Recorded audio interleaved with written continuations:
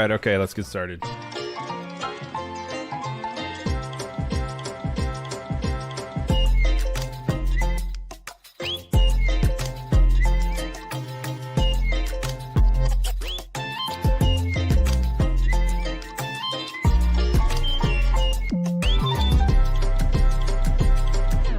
Oh no, it's the last show. I'm so sad. But if this is your first show, hey, it's your first show.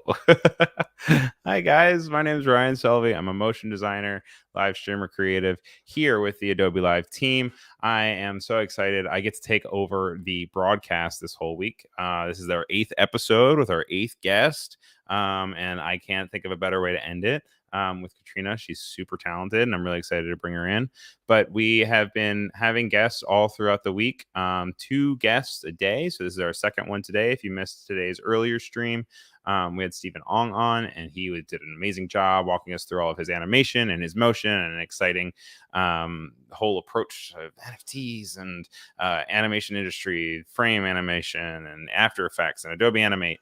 And it was a really good time. Make sure you check it out. The replay is going to be on YouTube and on Behance. If you're watching this on YouTube right now, it's great to have you here. It's a great channel with 1.1 million subscribers or what have you. But we actually pay attention to all of our chat over on Behance. So we're going to have our moderator go ahead and throw the link over to the Behance into the chat for you guys. So if you want to say hello and you want to talk to the guests, which I would love to see, obviously, please go ahead and check out the Behance link that we're posting in the chat. If you have any questions for Katrina while she's here, just pop them in. I'll throw them up on the screen and we will go.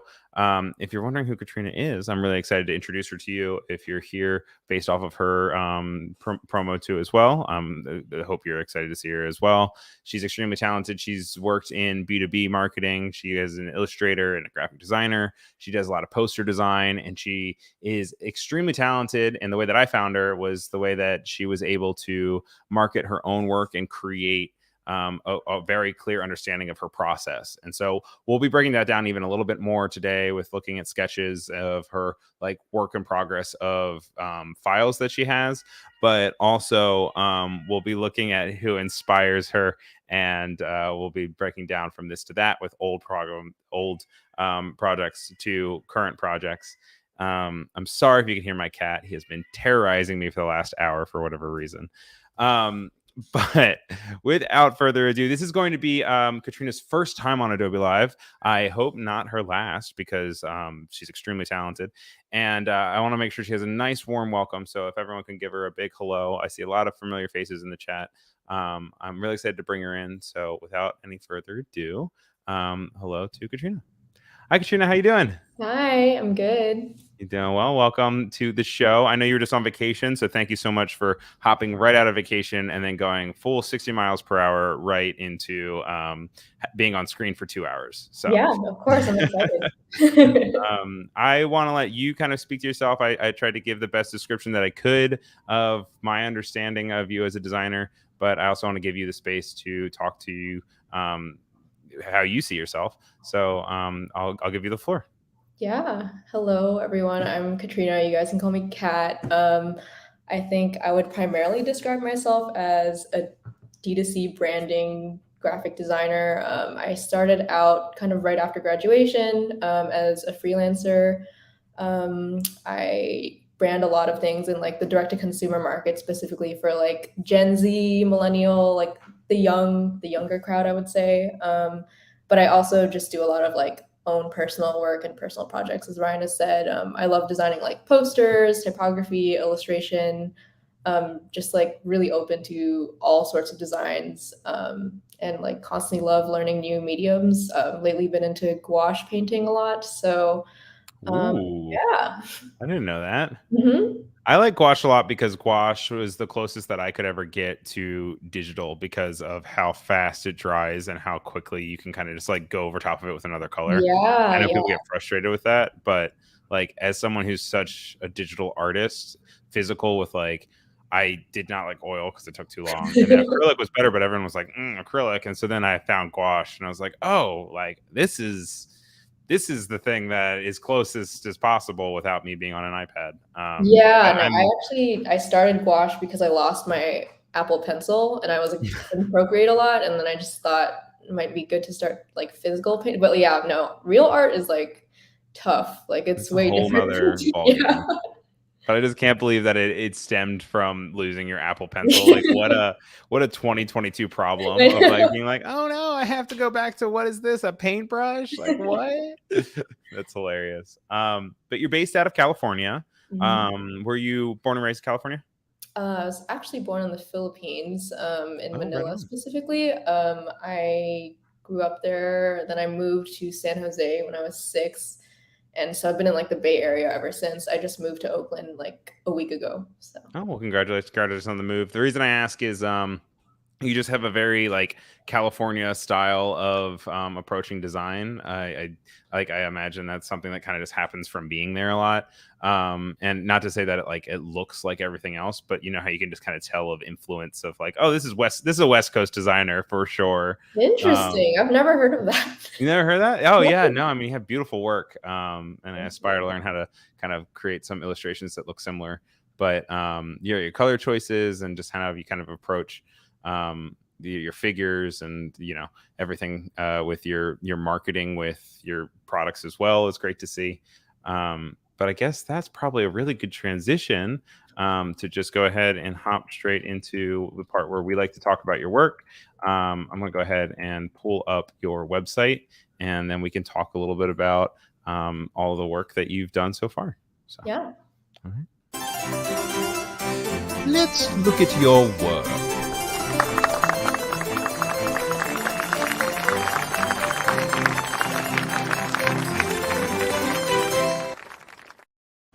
All right, so here we are at katrinaromulo.com, where you guys can go and check out her work as well. She also has a bunch of links to her Instagram, so you can hop in. By the way, it looks like you have some friends in the chat also over on Behance and on YouTube. Bianca is here. I don't know if you're related at all. You guys have the same last name, but so proud of you. We also have Voodoo Val, who's our moderator, and she's keeping things locked down. So thank you so much to Voodoo Val. She's a very talented illustrator. She loves Star Wars. If you guys are into Star Wars, go check out her stuff. Even if you're not in Star Wars, she also has some really cool stuff that's not Star Wars, but I just know her for Star Wars stuff predominantly. Also, hello to Jennifer and Steve, Wenda, Oliver, Lori, Anna Davis Court. Anna, we have your monkey paws coming in just a little bit. Anna's another live streamer here on Behance. Laura and Rick, Clever, Deb Deep. That's a new one. Hi, Deb Deep. How's it going? So got a lot of familiar faces, a lot of new faces. Sorry if I didn't see your name, but it's great to have you here.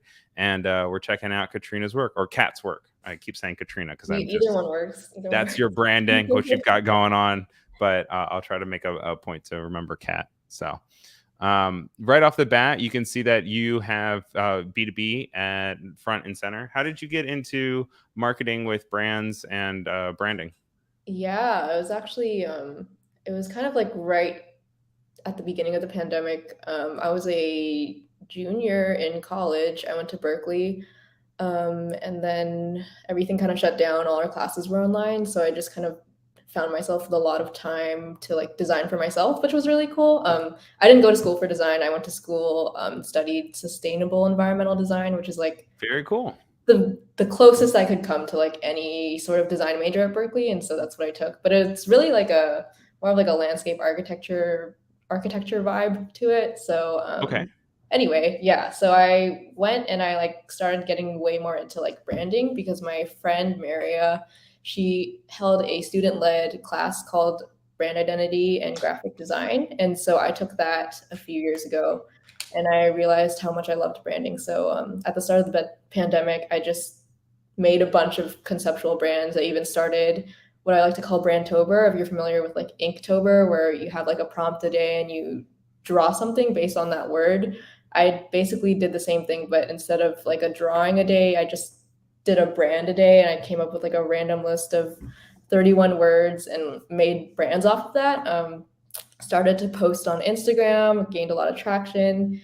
And then the founder of Hyper actually DM'd me through Instagram like shortly after I posted a few of those brands. And she was like, hey, I'm actually thinking of rebranding my company. would love to talk to you. And so, yeah, that was a really surreal experience for me because I was like a college student, had never like really freelanced seriously before. And so for this to be like my first real project was kind of crazy.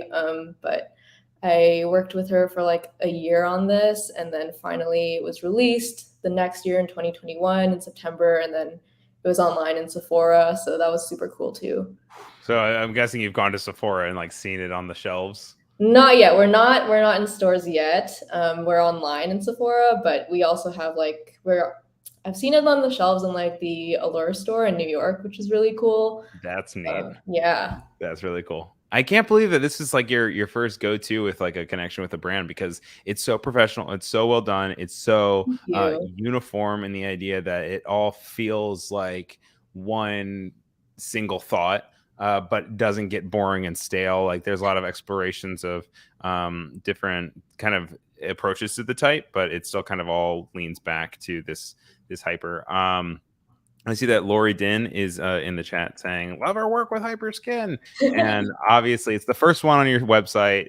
Much well deserved as far as like having such a prominent place. I love your color choices, and I love the orange because it feels like it can kind of relate to all skin tones, which is really nice, and it just also has such a youthful energy and feel to it.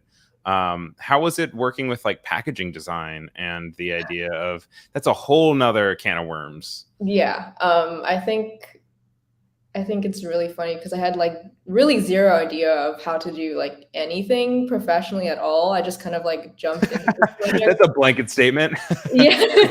And like, I think at first when I first met Desiree, she's like, "Have you ever worked with packaging before?" And I was like, "No." And she was like, "Okay, that's fine."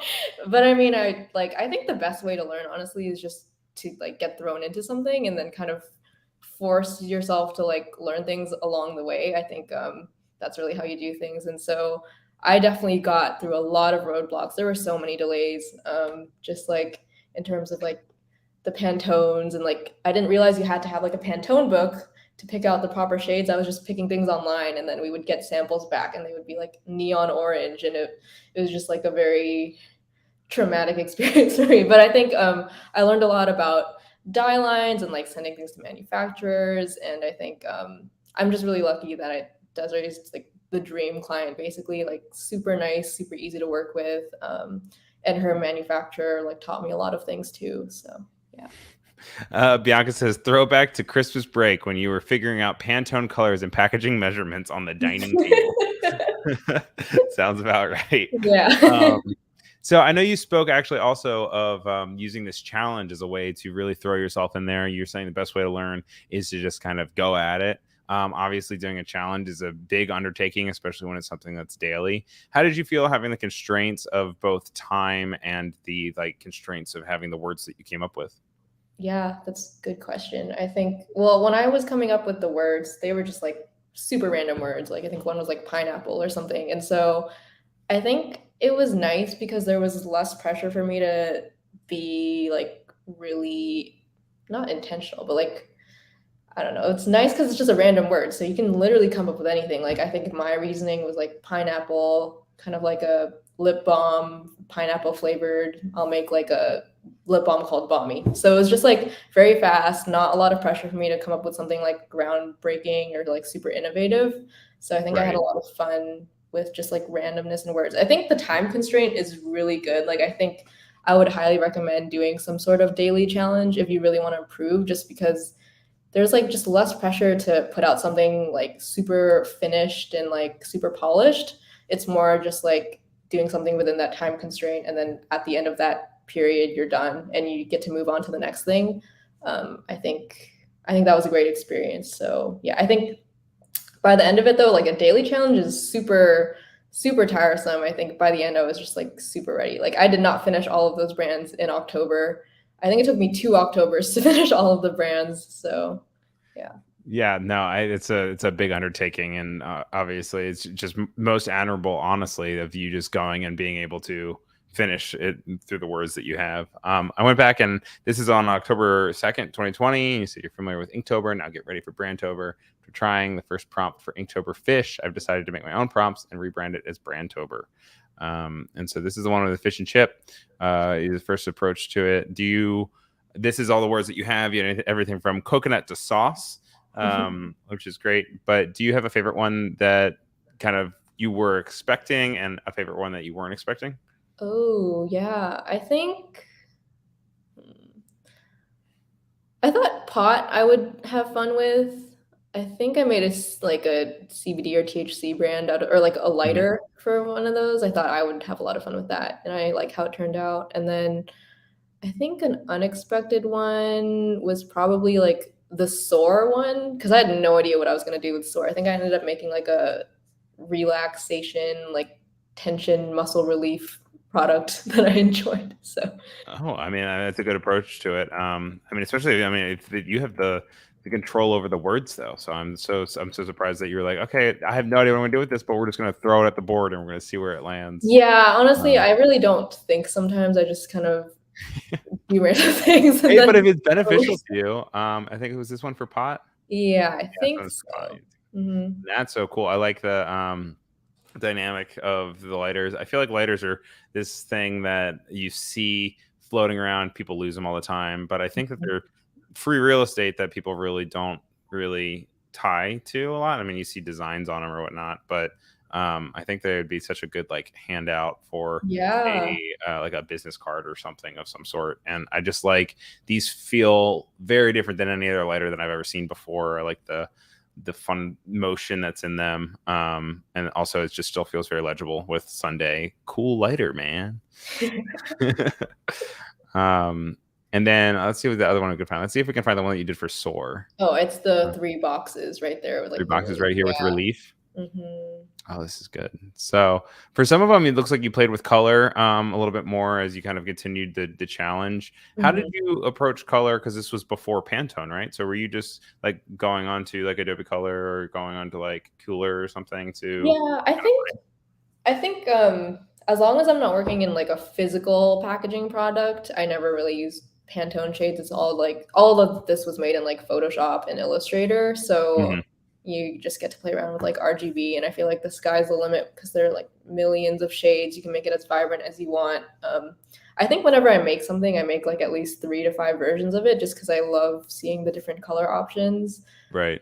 But I think I definitely lean towards very vibrant, very saturated, very loud. So See, and that's where I'm like, I feel like like with these pinks that you have and these oranges and these reds, this is kind of what I'm kind of envisioning when I'm thinking of maybe the more West Coast vibes of kind of like, oh, California, like everything's warm and sunny and it's everyone's so funny.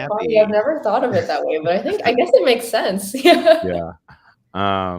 And so this obviously went on for a while, but let's see if I can. Where's the last one? Was this one of the last ones?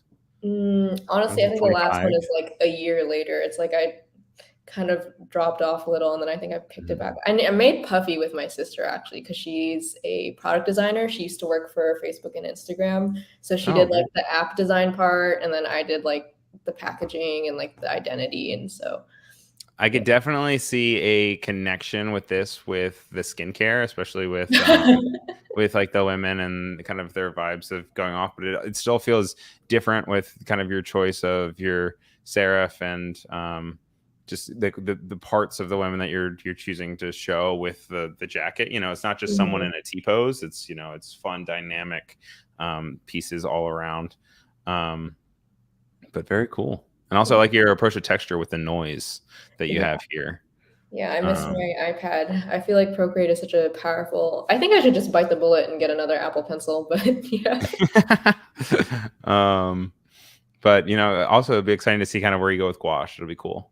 Mhm. And also seeing that connection of digital with physical, because you can definitely marry those things too. Yeah, I've Yeah. actually have a few on my Instagram. I'm not a painter by any means. It's very elementary painting. Mhm.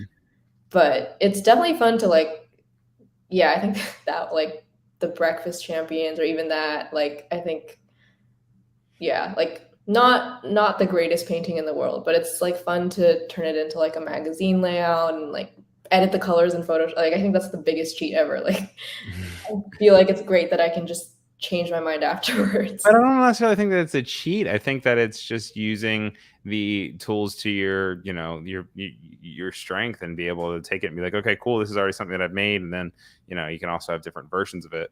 I know I kind of talked about it on the lead up into your introduction, but I think one of the things that really drew me to you was being able to see your full process, to the point of where you have a really good job of taking reels and videos and documenting as you're making things. I often create things myself, but I don't think to have any form of documentation until it's done. And having this creation where you're even just like drawing the kettle, while or teapot while you're working on it, is like, just I need to set reminders for myself or something.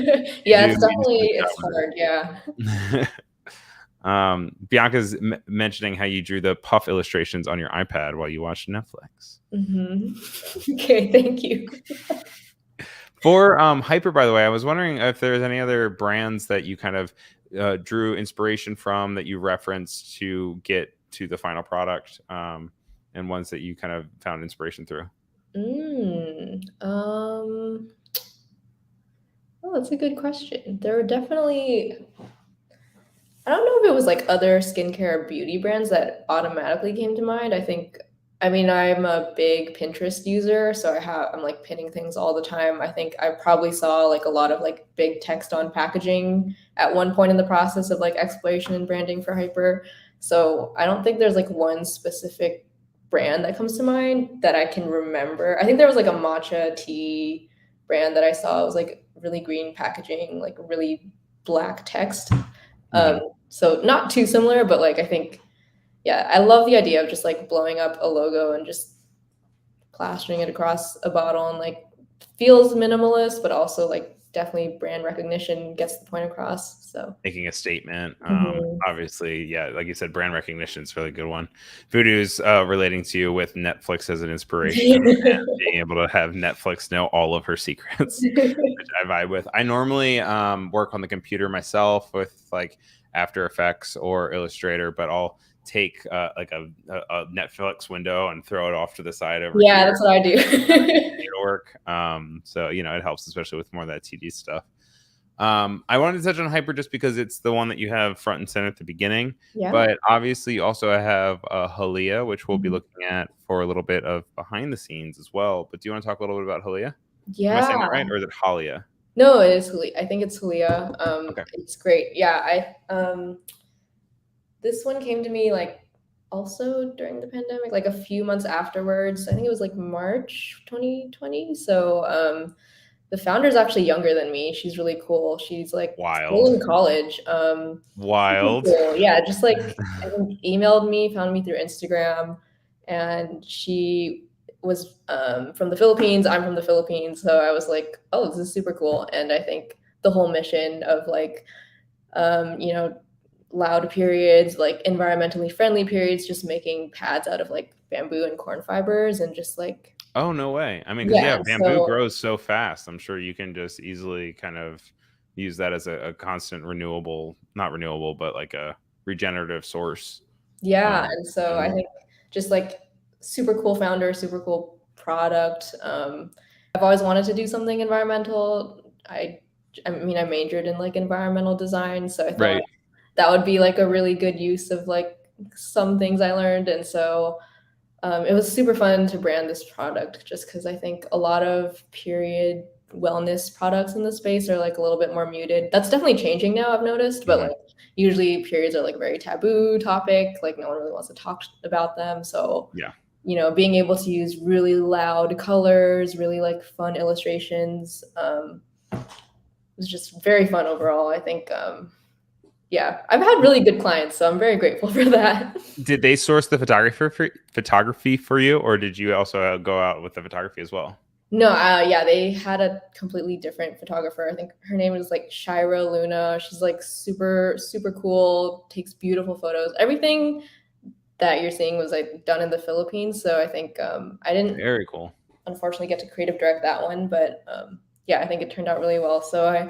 It was really cool just to see like how other creatives kind of took like my branding and product and like did their stuff in their mediums. super No, cool. because it definitely feels like of the same mind in the idea that the illustrations and the photos go hand in hand. I like how with the photos that they're really playing with their bodies to have these abstract forms that you also have represented in your illustrations.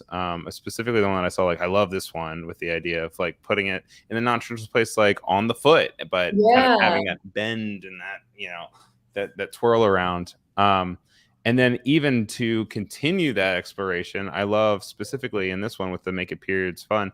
I love how the K that's chosen here is once again like this very flexible, comfortable, approachable, curvy typeface. And so I'm guessing you also picked the typefaces when you were throwing things together. How did you go about that?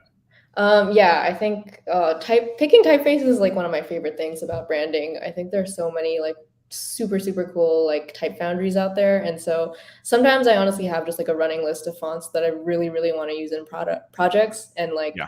that was one of them. I think it's from Extra Set. That's the name of the type foundry, and um, I also like to keep lists of like affordable type foundries just because I know fonts can like be like thousands of dollars, and Oh sometimes boy, they can add up real you don't quick. have the budget for that. So I think, yeah, I've had a crush on that font for a while. I really wanted to use it, and I thought it would be perfect. It's so playful. It's like, I hate the word quirky, but I feel like it is kind of quirky.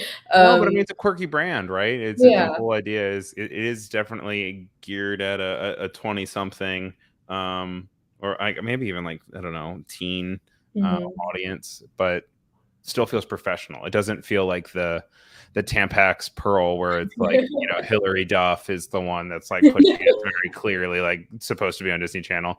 But it still feels youthful. And I don't mean to talk too much on your behalf. It's just my Yeah. interpretation of this work, and I love it. It's great. Thank you.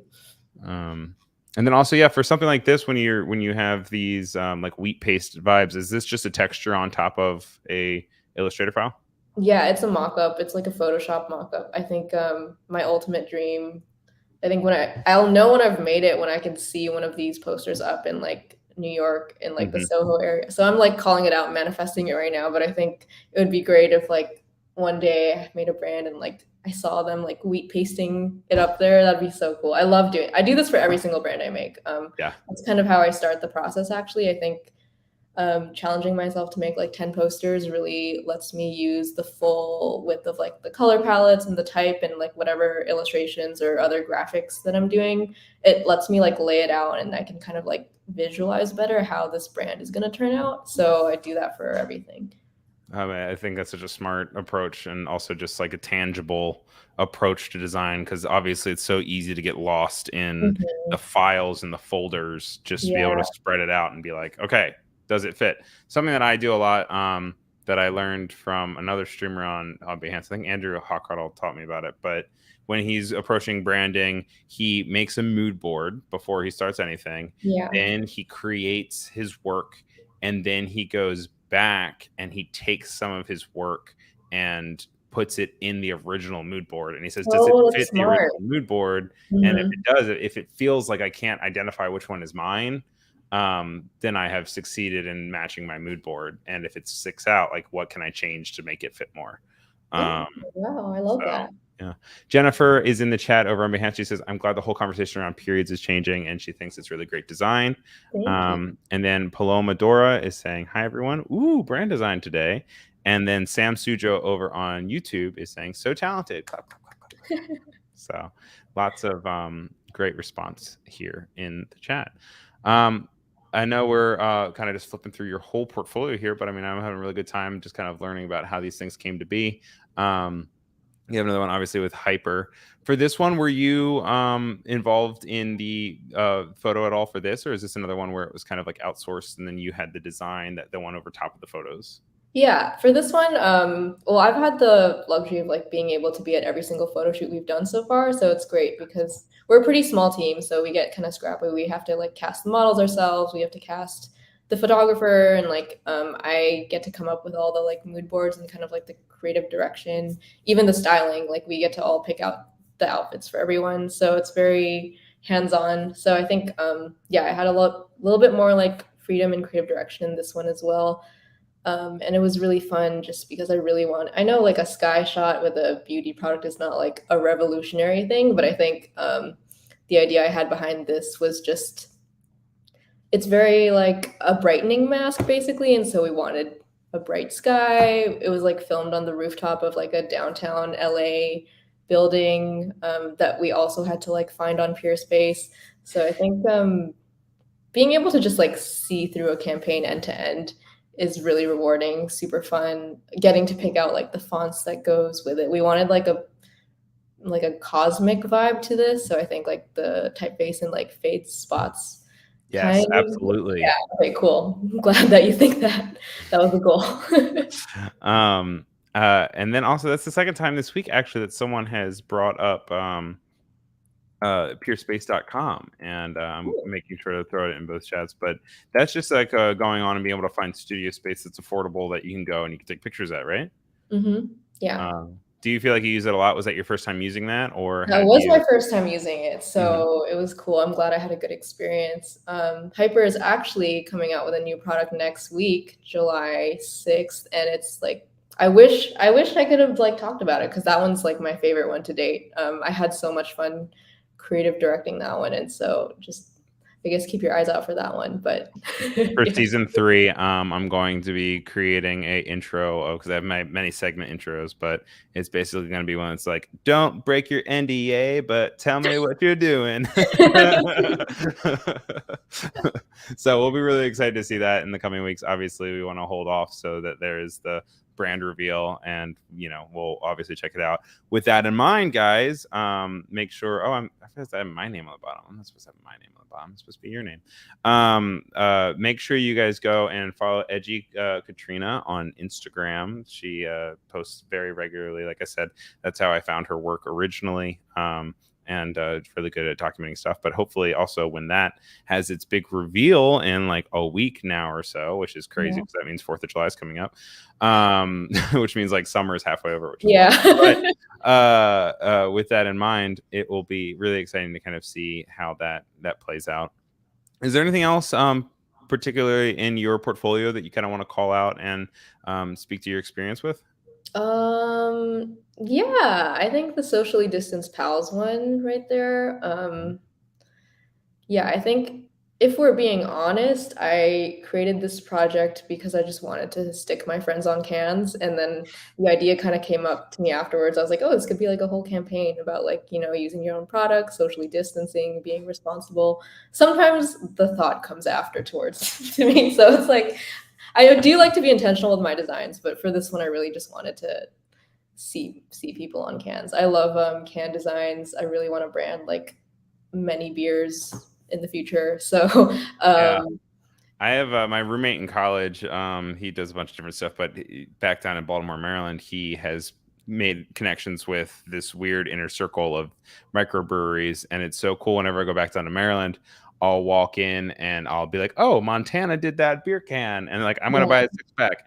It has bitten me in the butt a few times where I've then drank the beer and I'm like, "Oh, I do not like this brewery at all." Montana's cans, and then other times I found really cool stuff. But how has it been kind of like designing with the canvas of a can in mind? Because that's very different than a box, like what you had layout of. Did you have difficulty with then kind of having to think of how it's positioned on, with a 360 kind of vibe to it? Well, no, just because like this mock-up is just the front can, so it's like just put it on the front. I didn't really have to think about that. Right. I think with this project, it kind of speaks a lot to how much like friends and family and like the people I love and the places I love kind of like inspire my work. So I think I draw a lot of inspiration from both that and just I guess you said like being in California, the weather, and also like any emotions I have, I pretty much just kind of like channel into my designs. Like if I'm fearing like I think a few weeks back I made a type post with like change and I hand lettered like change. And I think that was because I was like moving out, I was moving away from all my friends into a new apartment. So anytime I like am dealing with something or like going through some sort of emotion, it's just like very easy for me to channel it into my work and process it that way. Like even last week, I think when I was in Seattle with all my friends, I like made a 40-page spread like magazine about them, and as a way to like basically say goodbye, like a kind of like closure for me, I guess, because it's like after college you have this new chapter. So yeah, design has been very like cathartic in that sense. But also, I think in that way too, it's been like a great way to use your platform. Because I mean, obviously now you have. I mean, it's not all about numbers, but I do think that once you kind of begin to continue with design, and you kind of build these platforms, it's really cool to then be able to use it for good. It's something that we've actually had come up several times. We had Overset text on yesterday, and he does a lot of really great stuff with Yeah, poster design. cool. But I know that as of like literally last week, because obviously the country is going through something, you have your Abortion Access for All, which is like a really good outlet to be able to go and create design with political motivations behind it. And I'm sure that's probably very therapeutic also to have, even though it's also then continuing the conversation with your platform, which I think is really nice to see. Yeah, yeah. But this was probably just like in a response. You probably wanted to feel like you could probably design something, right? Or I it mean, looks like it's for Refinery 29. yeah, Actually, actually, yeah, they actually came up to me like at the beginning of June before all of this craziness happened. I mean, I guess they were kind of like predicting the decision of like yeah, overturning it, and so that's why they had these ready to go. I think when I made it, I was just like not really processing how likely it would be that they would over like I don't know, yeah. it feels very wild right now. So I think I was glad that I made it because then I could post it and like I even got like my cousin texted me a picture of my poster printed out in like Washington Square Park and like people were holding it up and protesting with it. Oh, that's So that was fantastic. like super cool to see. So yeah, it's great to like be able to have a platform. Really grateful for that. And Yeah, one step closer to those wheat pastes. yeah, One step closer. You got your protest signs, and now the wheat paste is just around the corner. Um, so okay, cool. So I think that's also really good as a time to kind of show how you have grown as an artist. I think that it's really cool to see all this newer work, but I think so much of who we are as artists is kind of like also where we came from. And I have a segment that we like to do called From This to That. So let's check that out. From this to that. So from this to that, you were courteous enough to go ahead and send some of your earliest work, and then having that connected to some of your most recent work. And I like to pair them up with similarities that I can find and learn like what you think has stayed the same, what has changed, what you like to keep around, what you're like, thank God I don't do that anymore. And one of the very first ones we have is one that you sent over is a great song with Tyler the Creator. And then we have one that has make your own projects. And the reason that I kind of took these two and put them together is because I noticed such a stark change in the way that you approach type, both with like how you're outlining it in the newer one, and then also how you're kind of still continuing to curve it and move it around, but it has more structure to it and the idea of this grid based. Why did you create this first one? Are you still proud of it? What do you take away from it? I'll give you the floor. yeah. Wow, that was like a really good compare. Like I did not think about like the type and the way I structured it. That was like a very good analysis. Oh, I well, think thank you. the first one on the left is like my very first post on Edgy Katrina. So it holds a special place in my heart. I would not say I'm proud of it anymore. I think I made this for I was taking a student-led class called Intro to Illustrator and Photoshop. This was my very first semester of college. And I think I like had just learned Photoshop and Illustrator, so I was really just trying to put all of the tools that I learned into one post. It kind of looks like I think you can see like the layering of the photos and like the sheerness of it, and then just like the type and curve tool. I Right. put it in a Polaroid for some reason. I don't know why, but I think I I liked that I was very experimental with the type and like making my mind very 3D. I wasn't afraid to like I guess break a lot of rules in design, and I think I'm definitely not like a minimalist designer by any means. So I definitely see the idea of like being a maximalist like as a consistent theme throughout all of my work, I guess. And so yeah, with make your own projects, I think I'm in this very like specific type era where I love, mixing two typefaces together in like one word or like a sentence. But I think I've also kind of grown as an illustrator too. I think before I used to really hate calling myself an illustrator just because there are like so many better illustrators out there in the world. But I think I'm getting a little bit more comfortable just trying my hand at like actually designing everything with like a As track. you should, because I think you should consider yourself a illustrator. I think that a lot of the works that we're going to be looking at too also show that you have a stronger confidence in what you're doing and kind of how you kind of vibe around it rather than having it being secondary. You're really growing more comfortable to be like, this is the main point. This is the center. Everything else is around it. Also, Terrence Wang is saying, "Let's go, cat," which is great. They're over on YouTube. If you guys are over on YouTube, make sure you hop on over to Behance to chat with everybody else. Rose Karen is also saying, "Wow, very inspiring." So obviously, your work is having a lot of impact on people. So yeah, call yourself an illustrator. Everyone else is comfortable with it. You just gotta get comfortable with it too. But I get it. I'm not no shame in self doubt. I'm there all the time, so I vibe with it. But I think it's great. Next one we have up is we have these connections of brands. And so we have the first one, which is Honey Pot, which you sent over. And then I know we talked a lot about Hyper, but do you want to talk a little bit about Honey Pot and what Honey Pot is and where that started? Yeah, Honey Pot is like, I think this is the very first logo I've ever made. And honestly, I hate making logos. It's like the worst part of brand design, in my opinion. It's like the most boring one. Because I think like every time I get a DM from someone, it's like, oh, how much for a logo? And it's like they think that's the entire basis of a brand, and like people put a lot of pressure on a logo to be good, and like obviously it should be good, but it's like such a small part of your brand. So I think I just wish more people knew that. But Honey Pot was the first thing. I think it's like a beekeeping or like a honey local business. It was just some conceptual thing that I thought of, and I was really learning Illustrator at the time, and so you can see I made like a little bee, and I made like a little gradient with the like honey stick, and I remember thinking like, wow, this is like the best thing I've ever seen in my life. Like I thought I'd made it. Like I was like, wow, I'm really good. But I think looking back now, I'm just like, ooh, that's different. That's a logo, I guess. And so from this to like Hyper, I think being able to see your work out in the world and like being able to hold it, like have a tangible thing that you use and like other people use is like a very surreal experience, something I'm like still not used to this day. And I think it just, I don't know, it's like a super cool thing to be able to like see. Like I just made Honey Pot as a concept. I was just having fun in my like bedroom, and now it's like my job. So yeah, I think that's really cool.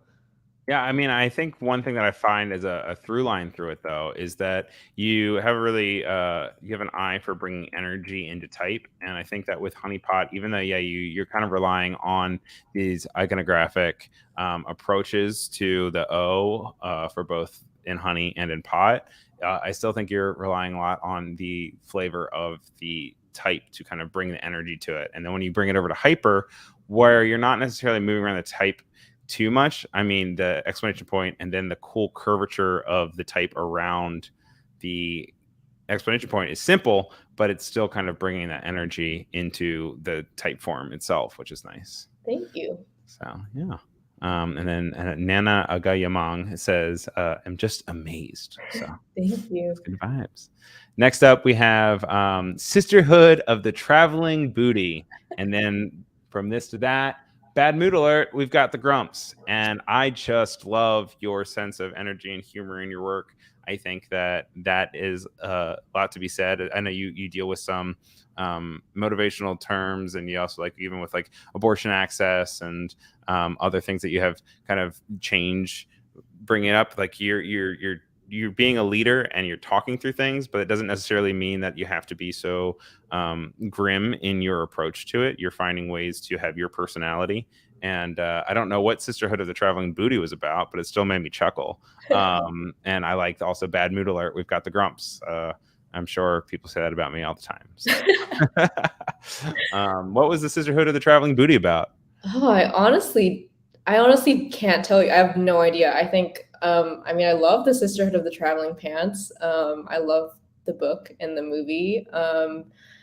I think I was just really, oh, you know what happened? I think I used to take photos and just like put them into Illustrator and then like, practice drawing and like overlaying and tracing. And so I made pants for some reason. And then I thought like what will make sense with this? And so I guess I came up with that. I know it. It's all about the booty. That'll always make sense for it.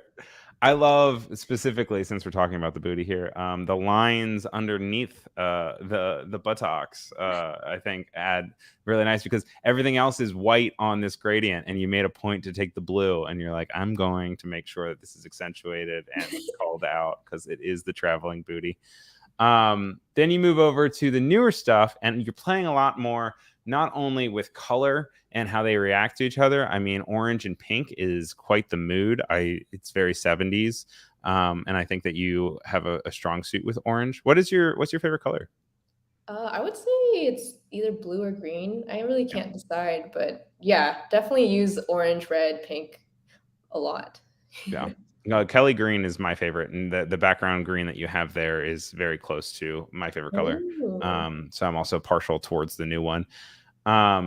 But then also how you're approaching the type and how it fills the space is feels a little bit more organized than Sister to the Traveling Booty.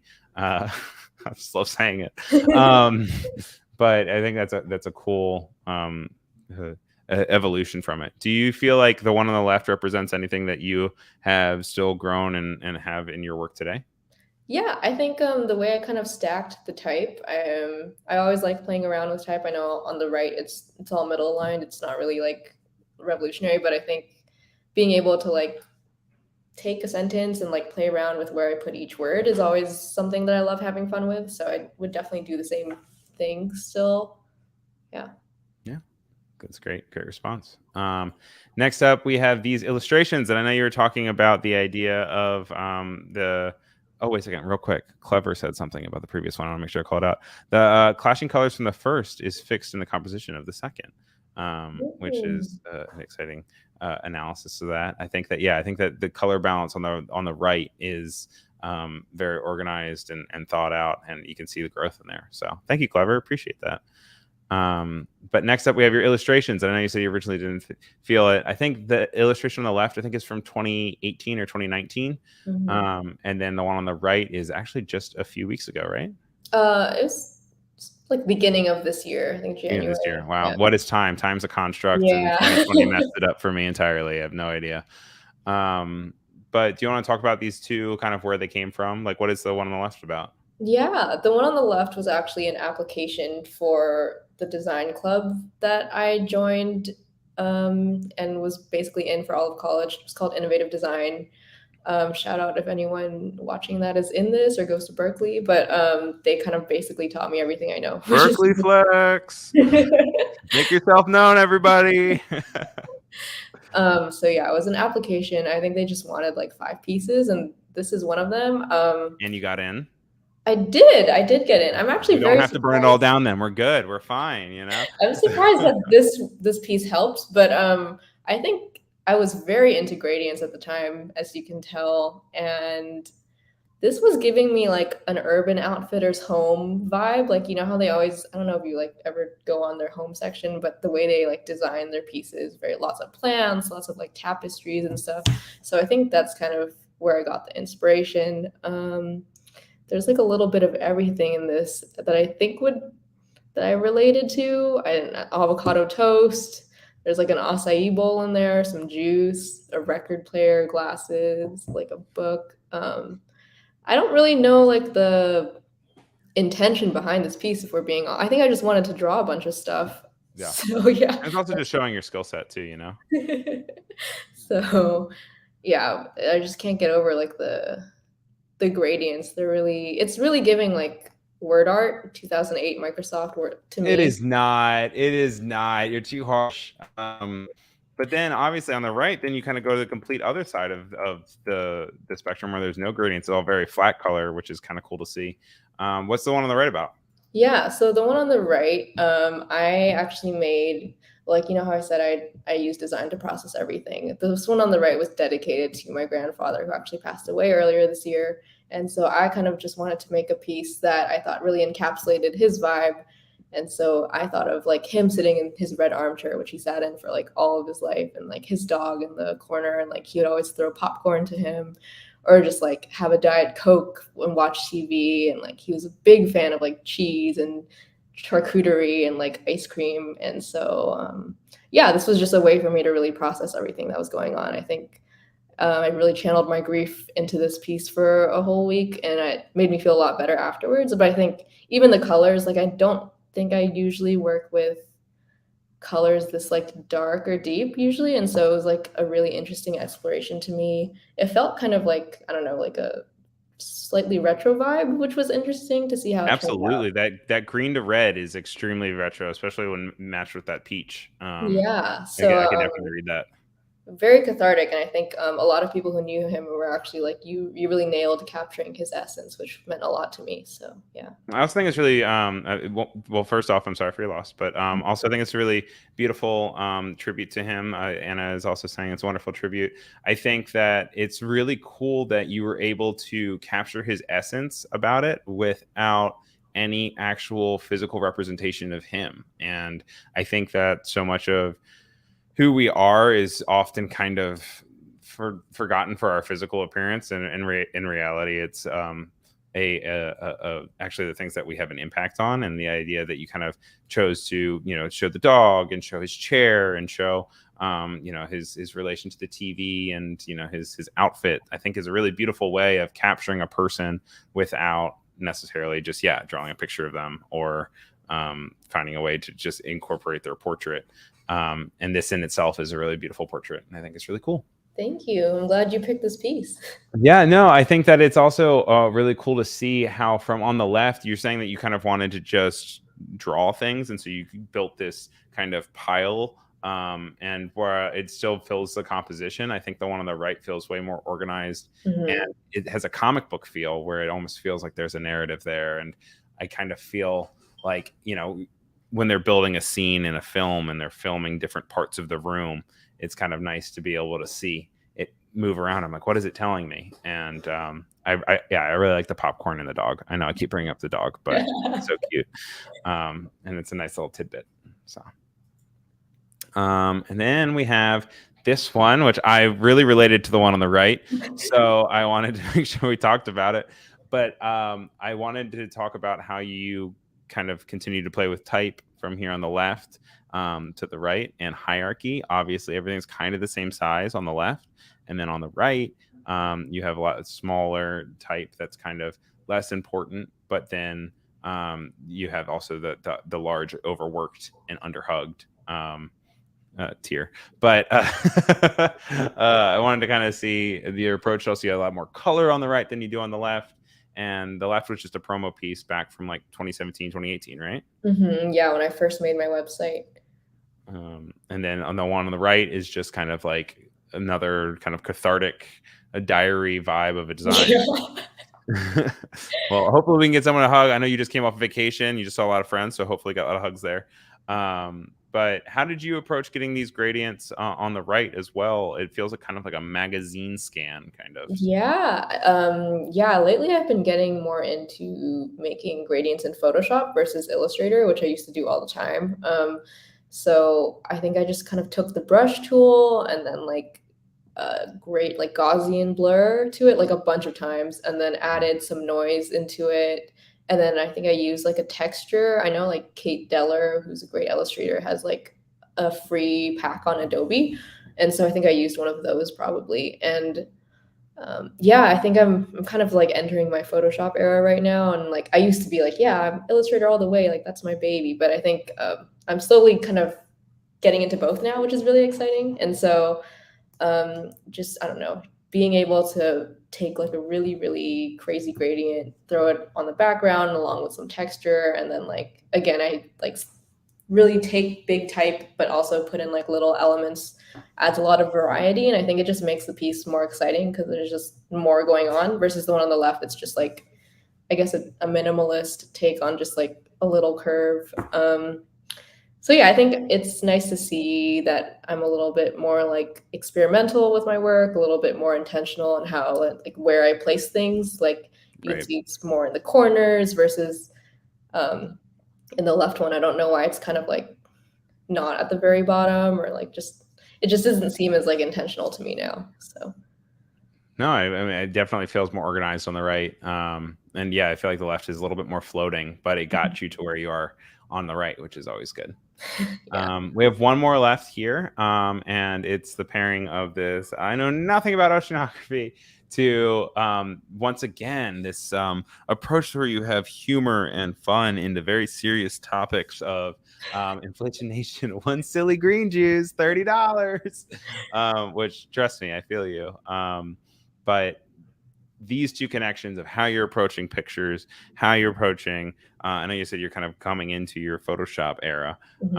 I like how its vibe is brought into this gradient map of two colors, and then also super distressed. I love your collaging though on the left, and I'm wondering if you're going to bring collaging back in any of your works. I do want to bring collaging back. I love working with like physical mediums, and I think it's like a really great break if you're ever feeling burnt out, if you're a designer. Sometimes it's nice. Like that's why I took up gouache painting too, just so I could like force myself away from the screen sometimes. But collaging is really fun. I think being able to just go on like Unsplash or one of those like license free websites and like pick to your heart's content, like whatever you want. I think I made this piece actually for the collage itself. I think was for like an assignment. It was like environmental design for some reason. I don't know why they actually don't know, but maybe like ocean element. I don't know. I took the quote from an episode of Gilmore Girls actually, which I love that show. Oh, Gilmore Girls! My boyfriend loves Gilmore Girls. Oh yeah, it's such a great show. I've been dragged down that hole for a while. It does not resonate with me the same it does with other people, but I respect that it has. I think it's an acquired taste. Yeah, I think, yeah. And I heard the new ones are horrible. Yeah, they're a little bit. Yeah, I think it's just you can't live up to like a show that went on for like 7 seasons, and then yeah. So, but yeah, I think it's nice to see that in a design interpretation of it. And then I really like your type choices on the one on the right, especially with Inflation Nation. I like how you use that. It was hierarchy, kind of like a logo, and then you progressed into other typefaces for all the other information below, which I thought was nice. Yeah, thank you. I've been very into kind of like script typefaces lately, so really, really loved like I think the font on Inflation is BN Rendell script.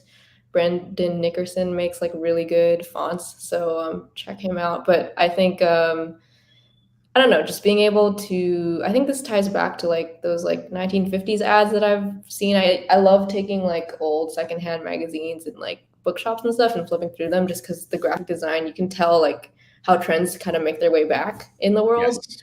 So yeah, definitely kind of got a lot of inspiration from that. And then like using a photo, I think it does again feel a little bit more organized, a little bit more intentional. I really enjoy framing things, and I guess you can also see that on the left, how I kind of like framed it that way. So that's been a constant. But now I kind of use like more framing opportunity, like the stroke around the image, and then just like the little title on the bottom. And yeah, I think just framing it with like little different varying hierarchies of copy. I really just kind of say what's on my mind. I think I don't really put much thought into it, like simply deflate the inflation. I thought that was kind of funny. So it's easy, just deflate the inflation. Problem solved. And then Jennifer's also saying that's a great idea to look through older magazines at thrift stores, to your point. I know that there was an assignment back in school for me where we had to go to the school library where they had all of these old magazines that you could go to, like Time magazine from like the 50s and 60s. And we had to go and we had to recreate the ad using the same copy. And obviously we ran into a lot of problematic text, which was really interesting to kind of have to bounce around that. But then also using the assets, we could only use the assets from the magazines. And so we did a lot of scanning. And it was just so cool to your point, see that trends come back. And I never thought to go to thrift stores and actually have access to that again, because I kind of miss having that access to that library. And thrift stores would be such a great resource. So yeah, and secondhand bookstores, like it's you find like such cool stuff there. So highly recommend. So we're about at the hour mark, and hopefully Anna Davis Court is still here. I know she commented just a little bit ago. She was talking about hugs all around with your hug piece. But at about an hour in, it's a good time to get up and stretch and relax. So we're gonna do some monkey paws.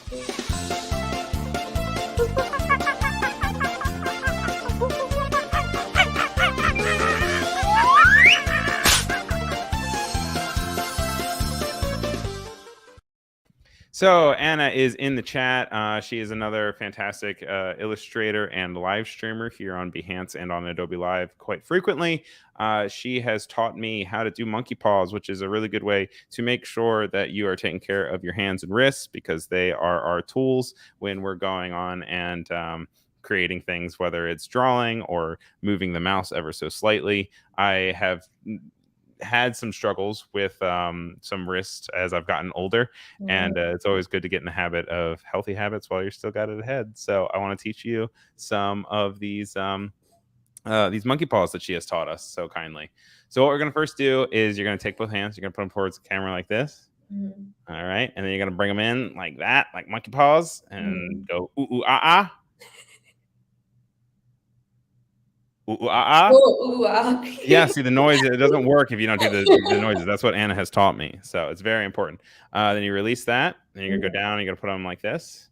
Same thing, bring them in. Ooh, ooh, ah, ah. Ooh, ah. Sometimes it helps with the pain. If it hurts too much, stop, because you're not supposed to be hurting yourself. But I do feel it in my wrists.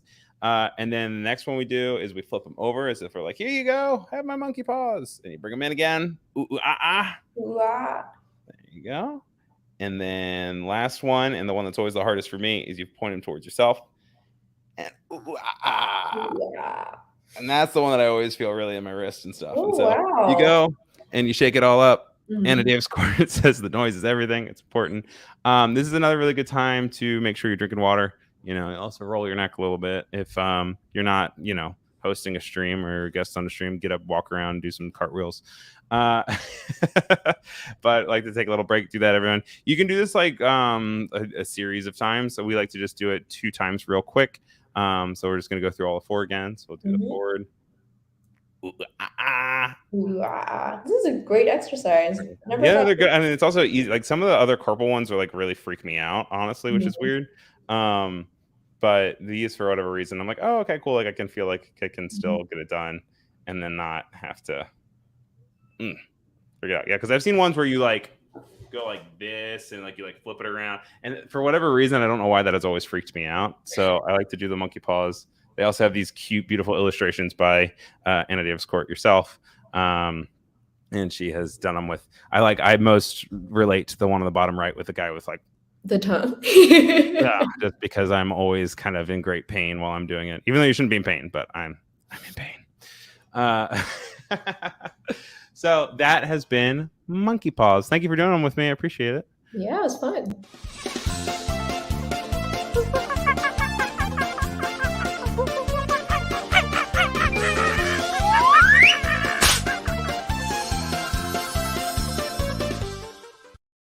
All right, and so our next segment, I love to go in and find out what is really inspiring to artists, and then we can kind of see where your art gets to from the ones that you're interested in. I know I talked to you a little bit beforehand, and let's do some art talk.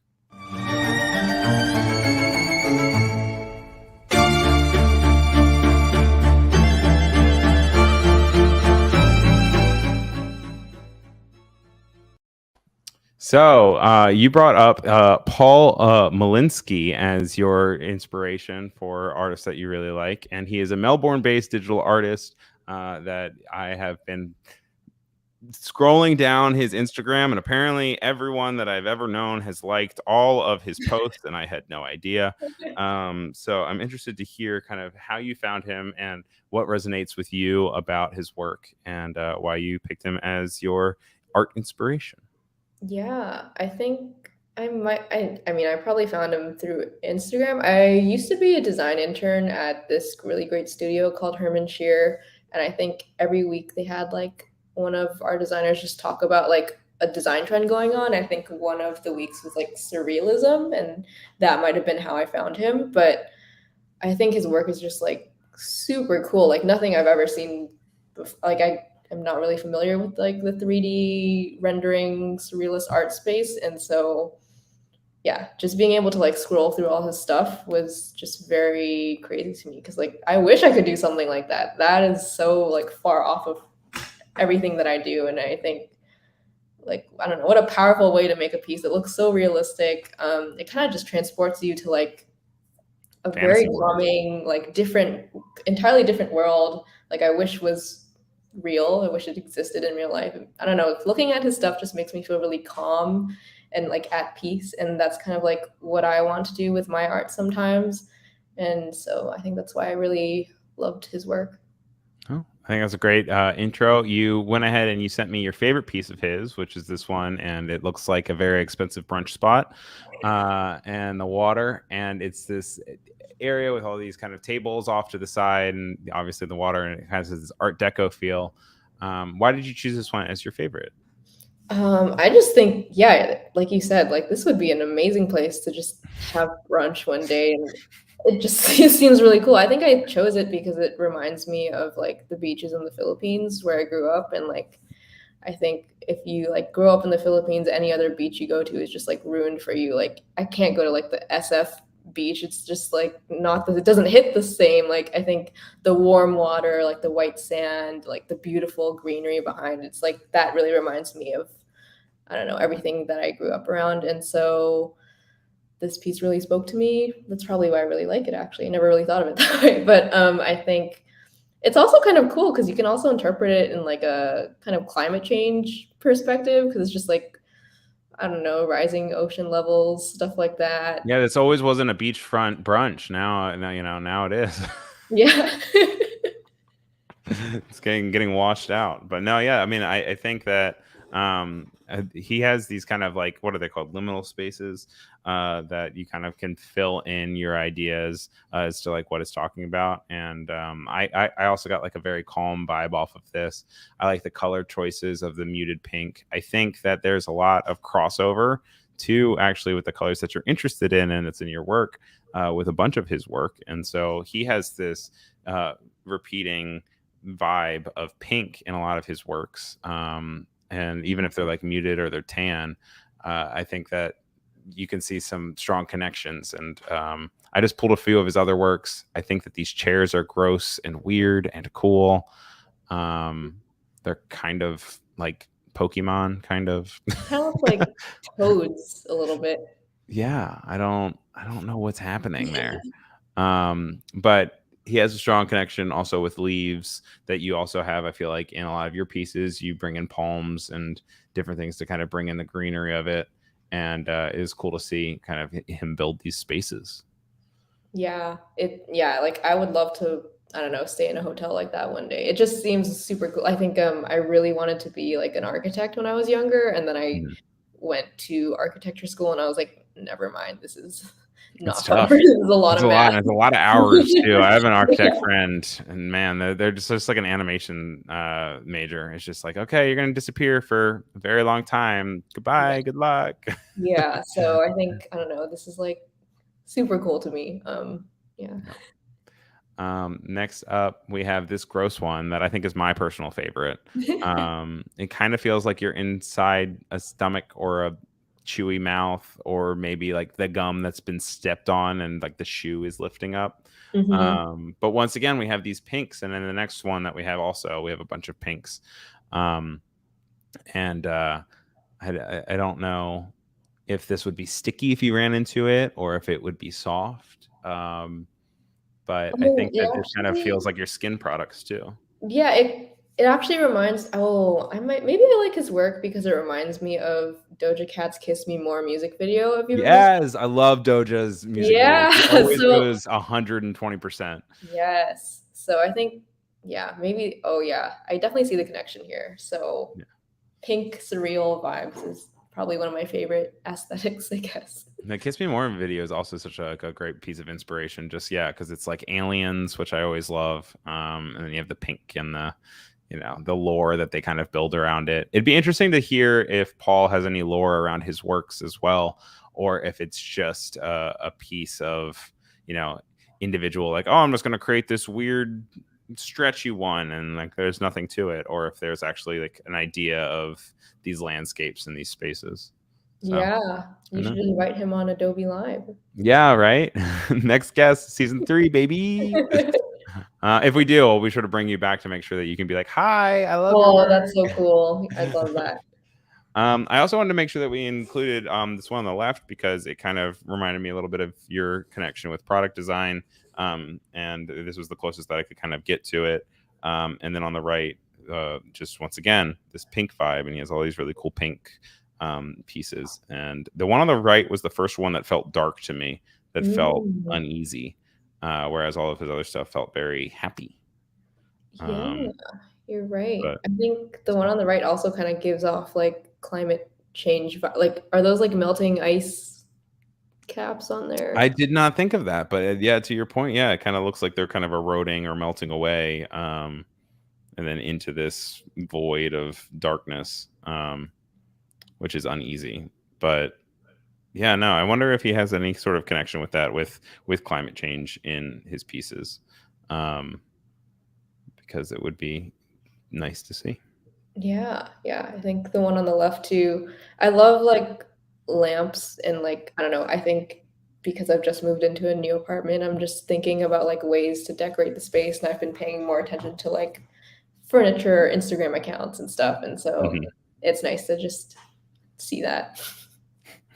Yeah, no, I spent a lot of money on lamps when I first moved in, and I still need to get more lamps, but I was like, oh, maybe I spent a little bit too much money on those first lamps. And then I think this is the last 2 that I have from him, if I believe. And I want to include these one because this one's really weird with the helicopter. It was unlike anything else that I saw with him. He had a few with animation, and of course the helicopter is pink and dismantled. But now that you're mentioning these kind of climate see-throughs, was I think interesting to also kind of see this nature taking over a man-made object, and then in this very white space. Is kind of cool to see. And then on the left, I just want to go there. What a beautiful Airbnb. Yeah. Would go 5 out of 5 stars. Yeah, it is really, yeah. His works are stunning. I love how he just incorporates these very like beach muted pastel colors into all of his work. It just brings me to like, I don't know, just a piece of like serenity that I wish I could have all the time. So yeah, and then the one on the right, I feel like you have this pristine like white area and it's ruined by like this dismantled helicopter. I don't know. I guess the juxtaposition is kind of cool and like yeah, it's just like so different from all of the work that I usually follow or like the work that I make. And I think it's just really refreshing to see because I don't think I could ever do something like this. So it's nice to Yeah, and just to have that variety is important because Yeah. obviously you can kind of get into an echo chamber of design. I mean, you've seen it on Dribble, not to throw shade, but Dribble kind of ran into this issue where it kind of just everything started looking exactly the same, and Like it was the just tech because bro everyone was looking at illustrations. themselves. And so I think it's really important to make sure that you're looking outside of your comfort zone, and on Behance or on Instagram, you're just making sure that you're following a bunch of different people. And I think that you don't have that problem. I think you have a really good wide variety, and I think that you flex with new approaches to stuff all the time. And yeah, to your point, like you are way more comfortable with illustration now, and that you can see that it has grown over time with her from this to that. Like, Thank you. Yeah, I really try to do that. I think it's very easy to kind of like get stuck in like something that does well and do it over and over again and just kind of like stick to that because the algorithm really likes that or like a lot of people like that. But I think I would probably get bored really easily if I did that. And so I think that's also one of the reasons I'm a brand designer. It's just like being able to finish up a project and then move on to the next and like do something completely different versus like, yeah. So I think I don't know, being able to just always change and like grow and be uncomfortable is kind of what I'm always trying to do. Looks like it's successful because Crystal is saying, Katrina, you're one of my favorite designers. So awesome to see you on here, Queen. And there was actually also an emoji of a crown, but I could not include it in the bottom part. So Thank you. just know that it's there. And Crystal, make sure you hop on over to Behance to join everybody else chatting. We're having a good time. And Mwenda and Clever and Voodoo are all enjoying your Doja references. So, always good to see some Doja love when we can. So yeah, like I said, I think that's all I have for his works, which I think was a great selection. Like I said, I had never heard of him, but apparently everyone that I follow on Instagram has Yeah, heard of he him has a already. huge following. It just kept being like Peter Favinger liked this, and like Beth Sullivan liked this. I'm like, okay, cool, good, great, glad no one sent it to me, but it's fine. So. Next up, I think it'd be really cool to break down kind of where you have your work come from.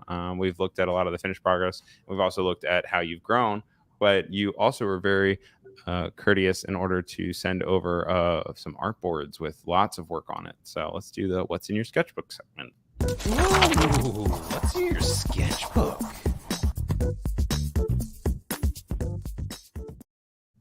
So this is the Halia brand that we were looking at a little bit earlier, and it's really cool to kind of just see from I guess we should even just zoom out first to see how much is on this this workspace, and it's cool to see the stuff that made it, and also to see the stuff that did not make it.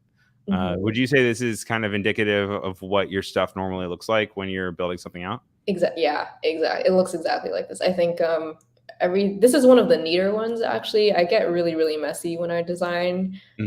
So yeah, I think I might have cleaned it up a little bit, but it is definitely very indicative of how I do it. When I do a branding project, I usually try to do like 2 different directions in terms of like colors and fonts. And so usually actually what ends up happening is the client likes the colors of direction 1 and then the fonts of direction 2, and then like it's just kind of like a mishmash, but it usually works out in the end. So it's just interesting to see like how it all plays out. 100%. And so for here, you have 2 different approaches to Halia. You have the one that's in all caps, and you have this angled A, and then you also then brought it on over to this version with the lowercase and having it kind of angled at the end. Did the angle at the end end up making the final cut? I think it was all just a lower serif piece, right? Yeah, this font did not even make it to the logo, so all Yeah. of these iterations did not make it, but I'm kind of glad because looking at it now, I'm just like, it doesn't feel very like intentional. I think I tried to like convey movement through the tilt of the A, and it's just not really like hitting the same as like a soft, welcoming serif. So I'm kind of glad it ended up this way, but I think it's interesting to see the exploration phase because I feel like designers put a lot of pressure on themselves to like automatically make something good right from the start. But I think you just have to get really like quick and dirty with it and like really get in the trenches and like come up with some bad designs, honestly, sometimes. And then Kill the ego. yeah, You know? exactly. Just let it happen. And then you just get to where you want to go. So yeah, interesting just to see my beginning phases. And it's nice to work with a client because then like they tell you what they like and then you're just creating something together. It's like a very beautiful process. So and then I see that you have this like iconography around here that you kind of use to pull and move around. Do you feel like you normally build an icon library when you're approaching a brand and kind of just drag them around the artboard? And or is it kind of just like a design basis and you're like, oh, maybe I'll bring that thing from previously? yeah, it's on a basis. Like I think with Hyper, I also use icons a lot just because there's a lot of ingredients in our products and like we want to call attention to that. So I guess these 2 I have used icons. I don't think it's like a constant for me. I think I'll do it if it makes sense and like they want to call attention to a specific thing that I think I could illustrate well. But yeah, I had a lot of fun with these icons just because they're slightly different in terms of like the illustration style. Like if you look at Hypers, it's just the stroke. There's no like fill in the color or anything. With these, I really enjoyed designing like the bamboo and like, I don't know, just bringing in the element of nature there. So yeah. You have this stroke around this green, even though it's on this like light green, and I think it just makes it have that extra amount of pop to. Oh God, I just used pop. I'm so sorry. But that extra pop to make it, they just have a little bit of that division, which is nice. Also, there's a lot of new people popping into the chat, like Sean. Hi, Sean. Good to see you. Thanks for being here. And we're just going through some of Katrina's kind of sketchbook vibes for explorations of different approaches for a brand that she had with Halia, which is a sustainable was it a sustainable pad Yeah, it's company? like period care. Yeah. Mhm. The thing that I thought was interesting is the color exploration that you have here with like the purple skin tones and the green. And then if you kind of look at what kind of ended up making it, is you kind of normally went with this lighter and darker of the same color spectrum and like the final pieces. So that's kind of interesting to see that exploration as well. And this kind of feels a little bit more cohesive. Although I Mhm. really like this one too, and it's blue. Yeah, I guess I do use a lot of orange. So yeah, this was like a very interesting color exploration to me. I think the goal was just to give out like options that didn't feel too automatically like feminine. Like I know there's a lot of pinks in there, but I think breaking it up with like yellows and blues. I think I hate the idea that like color is a very like gendered topic, but it does tend to be like, especially clients, they'd be like, "Oh, I've my demographics like women identifying people, so I want a lot of pink and stuff." So it's just like it's interesting to be able to play with color and like I don't know, offer up other options like more unisex colors. I don't know. It's like a different experience every time, but And I mean, just like anything else, I feel like that's also changing with time, and the mhm. idea that um, like brands are experimenting with more colors and imagery that necessarily wouldn't necessarily make it to market in past years, Yeah, decades. definitely. Um, I also have up here another version of the Halia Work in Progress 2, which you shared, which is really Mhm. nice. Um, and this one, I guess, is just like a further exploration. You kind of get a little bit closer to the final pieces here. But the one that I like really over here is that you've really started playing with the type here. And it was cool to see the modifications that you had made for the typeface here, where it's even like broken up in the H. Yeah, Um, like I think these like the curve like that is obviously very like low fidelity thing. Like I don't think we would ever put that on anything, but I think the idea behind it is like interesting. I have been getting a little bit more comfortable in terms of like hand lettering lately, but I think at this stage in like my design career, I was definitely a little bit lost in terms of like really editing like an individual character and modifying it. And so I think I was trying to, but I honestly don't think I had like the skill set to execute on like the idea that I had in mind. And so I think that's why I had to just kind of like ditch this concept. But I think if I could go back to it, I definitely would and just explore because I love those like hand lettered word marks and logos you see from like really cool studios and agencies nowadays where you can tell they've just like only slightly modified like one character or another, but it makes a big difference to designers at least. Yeah. No, designers, but also, it makes that immediate like recognition of being like, oh, I've never seen, even if it's subconsciously, it's like, oh, I've never seen the H like that, even if Mhm. I've seen the typeface before. Yeah. Obviously, they have full teams that are then also microanalyzing the smallest centimeters between Yeah. the editing of the curve and whatever. And you have these multi-million rebrands where they just change the weight a little bit, which is always kind of crazy to see.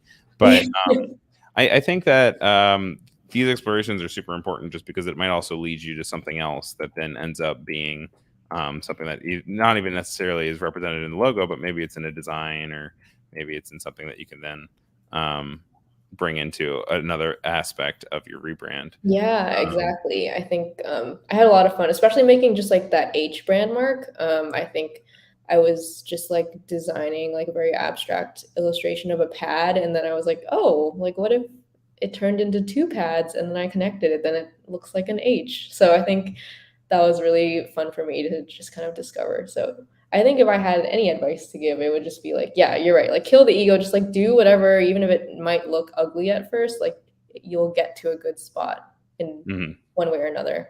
And then also, I think that like it's so cool that you were able to then take this concept with the two pods and still, with the word mark, still feels of the same brand and of the same identity that is representative in the final word mark, which then you have.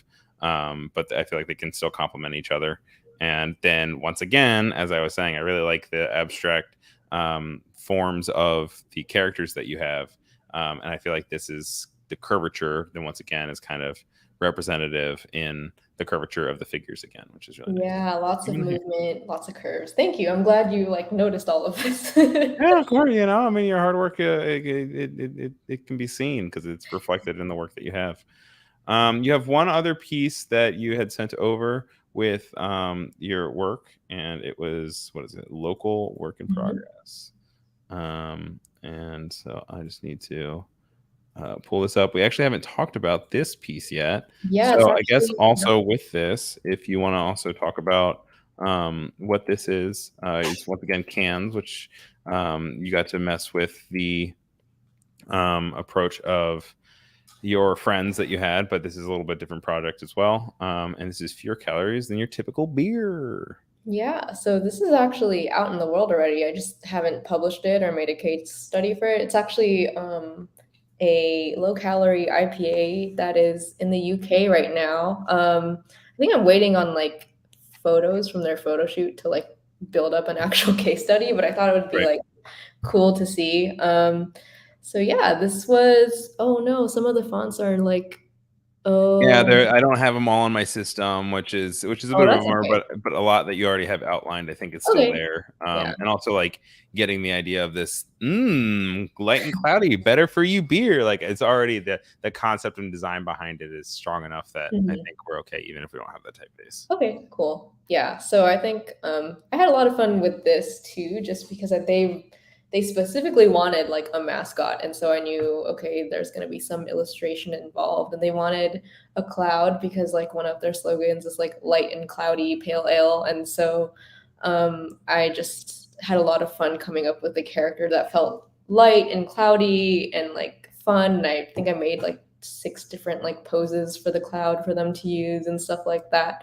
But yeah, I think I had a lot of fun with the idea of like bubbles and how beer is just very like carbonated, bubbly, and so try to like convey the idea of something that's very floaty and light and cloudy and bubbly all in one brand was really fun for me, whether it be through the illustrations, through like that bubble type, or like even the like little bubbles that you see the words in. I don't know. It was honestly a very fun project. Even the logo, just the way like the words kind of like the letters kind of float up, and just the different variations. Like I know there's just like a horizontal version, but then there's like a stacked version. Yeah. This right here makes me really want to animate these because I just feel like they can kind of bop up on top of the guy and he like can run around. I think that the characters give a great feel as to the things that you're trying to accomplish with the feel of floaty and what have you. But I specifically really like that even outside of when you use the white background, I saw it up here, I think. When you have it just as a single stroke outline, like that's so cool. It still reads, it fits in with the other shapes that you've kind of identified, and then it also complements the typeface that you're using. With this, was this originally a typeface that then you kind of modified, or how did you get to this local? Yeah, so the typeface is called Synthamask. It's an Adobe font. I feel like people sleep on Adobe fonts sometimes, but they have such a good range and like great library. So it's always fun, especially like with, I don't know, I get so anxious about like licensing and stuff. So like whenever I find an Adobe font that I love to use, it's like great because it's free, like everything's covered. So it's fun to just be able to pull from that. But yeah, I think I slightly modified like each one, especially the O, because the O was like a very, very wonky original O. And I think they didn't really love that. So I just made it a little more grounded. And then, yeah, just kind of played around with how the curves of each letter went in and out. Probably changed the thickness of some of them as well. But yeah, very fun logo to make. Clever has a really great question with also some really great vocab words that I had to Google one of them. And she said that I noticed an interesting balance of dynamicism and static, or this is the one that I did not, orthogonal design in the work. Is there a deliberate thought to this balance? It's pleasing. And if you're wondering what orthogonal is, it's with like right right static lines and that are like harsh edges, which you can kind of see over here in the all natural side. Mm. And so, yeah, how did you make that balance between the two of very rigid lines and very curvy, bouncy lines?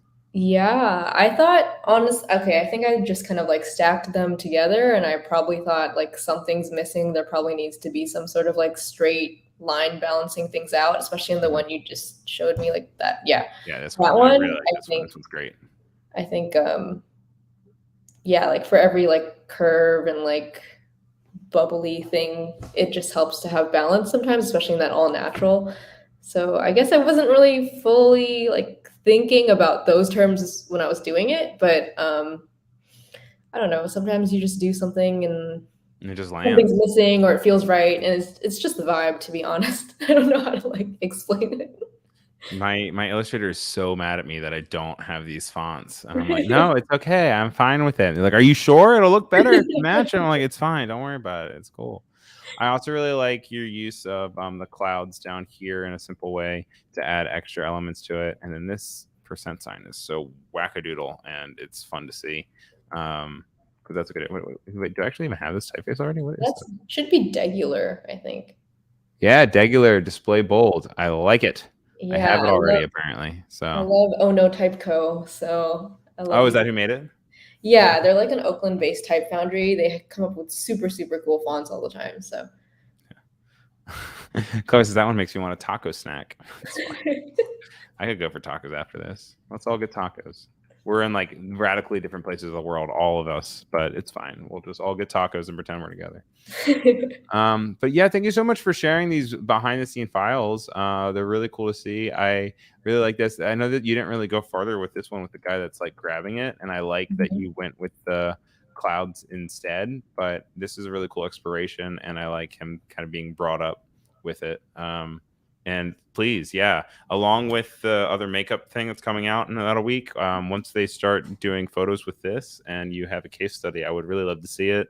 Yeah. So everyone make sure that you follow Edgy Katrina on Instagram, and hopefully she'll post it on up. Also, Voodoo Val is in the chat throwing up fonts left and right within Adobe fonts. So thank you so much for doing that, Voodoo. Really appreciate you.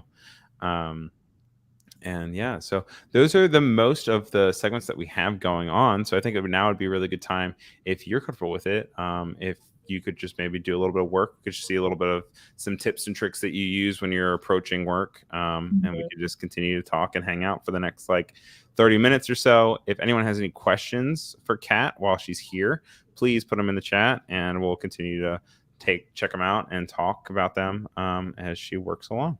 Cool. All right. So should I just share my screen? Yeah, share your screen. Let's get into it. Okay. Cool. No pressure though. At the same time, you don't have to finish whatever you start working on. We can just kind of work on it and see different ways that you approach stuff. Okay, cool. Can you see my screen?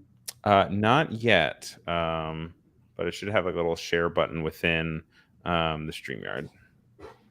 Okay. Oh, it says the browser can't access your screen. Try capturing a different screen. It's mad at you. What have you done? What have you done to upset the screen share of StreamYard? Okay, hold on. Let me.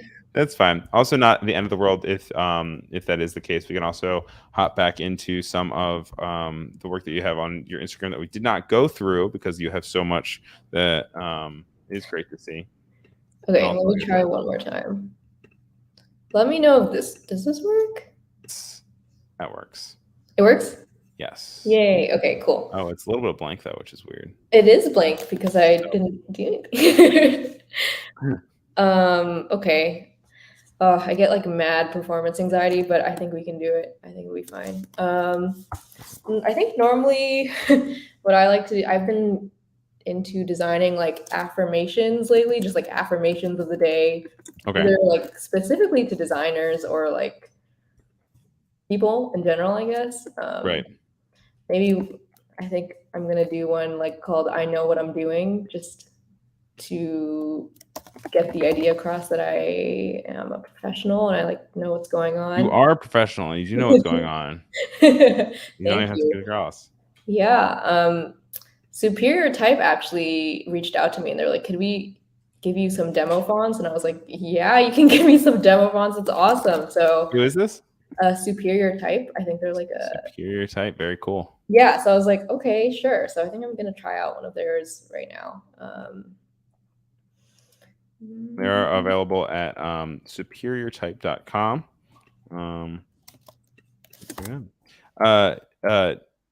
Nana Agayamang wants to know, how do you approach colors?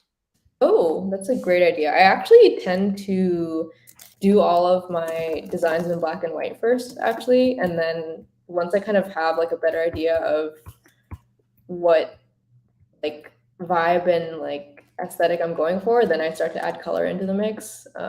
So obviously, I don't think I'll ever use like a gray or like a brown in any of my designs. I usually try to go for like the very vibrant colors. So like my go-tos are blues, reds, yellows, orange, green. And then I kind of go from there. But I think again, I like to make like 3 to 5 to 10 different versions and then kind of pick the best one, or even just post like a bunch of them and then go from there.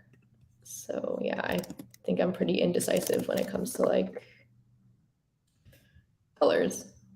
Now, how would you feel about doing an affirmation challenge? I know you did a brand challenge. Would you have any other challenge that you think will work on in the future? Yeah, that's a great idea, actually. Yeah, I'd love to do that. I think I like making work that's very like positive and like lifts people up and stuff like that. So that might be like, that's a good idea, Ryan. Yeah. Anytime. Happy to always help.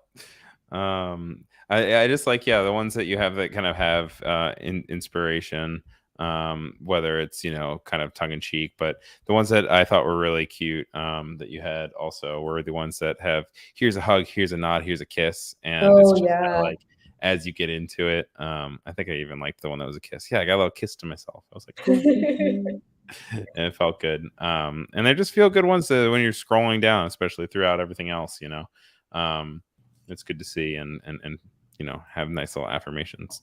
Yeah, I think I kind of try to talk about like mental health a lot, just because I think I used to deal with like, I'm gonna try to make like a thumbs up, like anxiety and like stress, and I think just being able to talk about it and like have other people relate to it and like let people know. Oh, that's bad. Let people know that. Do you have a stylus in your hand, or did you just do that with a mouse? Oh, I do everything with my trackpad.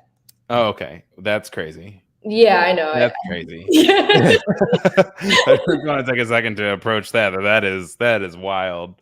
Make sure you're doing your monkey paws. I mean, that's amazing. Your stuff does not look like it's done on a trackpad. So thank you. I actually I just don't know how to use a mouse, so that's kind of why I do that. But I cannot get this thumb right. I'm gonna try again. Oh, that was good. Also, while you continue to work on that thumb, I just saw one that I had not seen before that I need to send to my sister immediately after this stream. But you did Gossip Girls is fonts, which is hilarious. And my sister, I grew up with her watching Gossip Girl all the time, and it's so funny to see that you kind of have these breakdowns. And it's just, you kind of went and you just found a character that you had a vibe for, and then you would just like cycle through different typefaces to be like, oh, this one needs to be like Sinister, which is Georgina, which is funny. Obviously condensed bold, which is funny. So yeah, where did this come from? You were just like, were you in a Gossip Girl binge, or were you more like, did it start with the typefaces and then they were like, that makes me think of Chuck? I mean, I think I have kind of, it's like a running kind of theme on my Instagram that I like do different like font reels or like fonts. I did like a fonts as fruit one, and that got like a good response, and I just continued doing just like random things like fonts as cities and stuff like that. So I think I do love Gossip Girl, the original. Don't really love the reboot that much. We were trying to watch the reboot, and then there was the kid with the hacker kid, and then you're like, oh, okay, you're jumping the shark. What is happening with the weird hacker? What? Yeah, so it just doesn't hit the same. No. yeah. So I think just like the characters of Gossip Girl are like super iconic. Honestly, I think anytime I go through like a life crisis, I just watch the show, and like weirdly enough, like whatever I'm dealing with, they are also dealing with in like some form or another. Like obviously not As the what? As New York's high elite socialist, you're like, this is me. yeah. I go to a boarding school that's No, $2 million like, a year. okay, no. So when I actually applied to Berkeley, I got waitlisted, and I was like, oh my god, like what am I gonna do? And then I like watched Gossip Girl, and like Blair had just gotten waitlisted at Yale, and I was like, wow, she's me. And so That's incredible. I love it. so just really like I don't know. It's I am It's therapeutic. yeah. There's a few things going on in the chat. Voodoo Val is losing her mind justifiably about a trackpad. She said she's I very get that a impressed. lot. And she also said she's living for these hands. So Thank you. I do not for the life of me know how to draw hands. Like I think I've just kind of accepted that this is the way I'm gonna be drawing hands and kind of leaned into it, but it's so hard to draw hands. Like I really respect like illustrators who can like draw realistically because this is the best that it's gonna get. By the way, what typefaces are you using? This one is Gradient Premium Bold.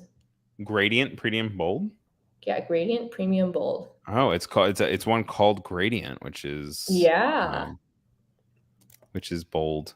Get it? Hey! They have Gradient Gothic also. It looks like they have a real good. We put this get rid of you guys. We don't need these cookies. No thanks. It looks like they have a really good variety of a bunch of different typefaces that all have different. Oh, I like the cacao one too. It has 3 different styles to it. And then also like this one that is kind of curvy but also has straight lines in it as well.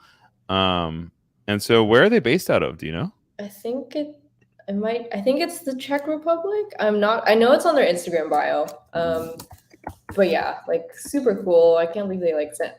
I think that's like the best part about being a designer. Like you can get sent like things like this. I'm constantly like spending money on fonts. So and as we were saying, they can get real expensive really quickly. Yeah. So I think just being able to like practice with like I don't know. There's so many cool fonts out. I think in another life, if I could be like a type designer, that would be really cool because that just seems like crazy to me.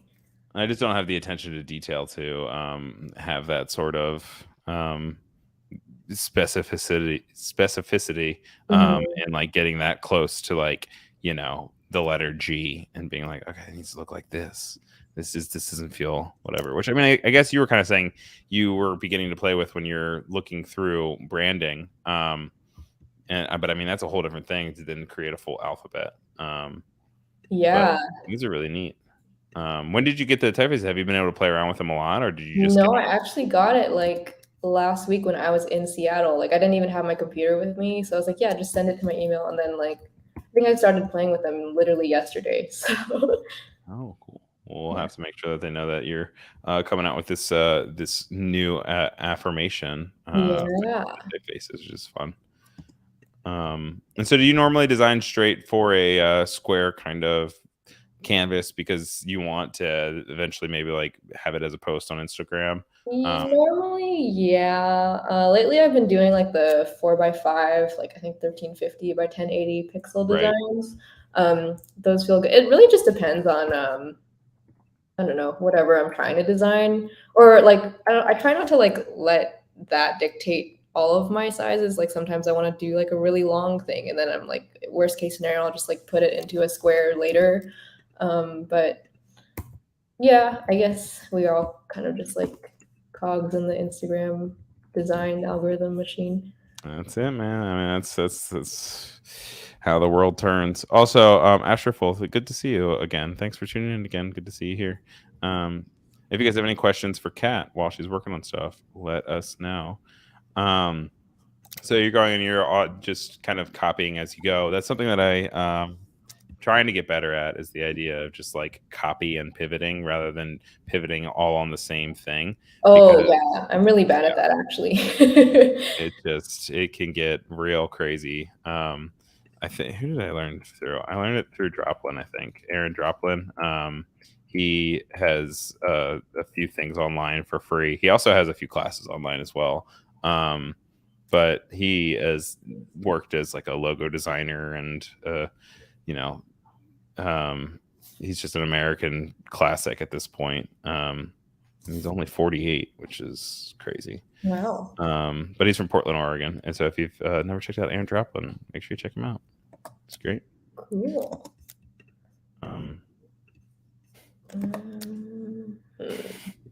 Nana says, it's just insane. And I'm like, how did you just think of that? Buddha Val says, I can't believe she just casually made a whole post.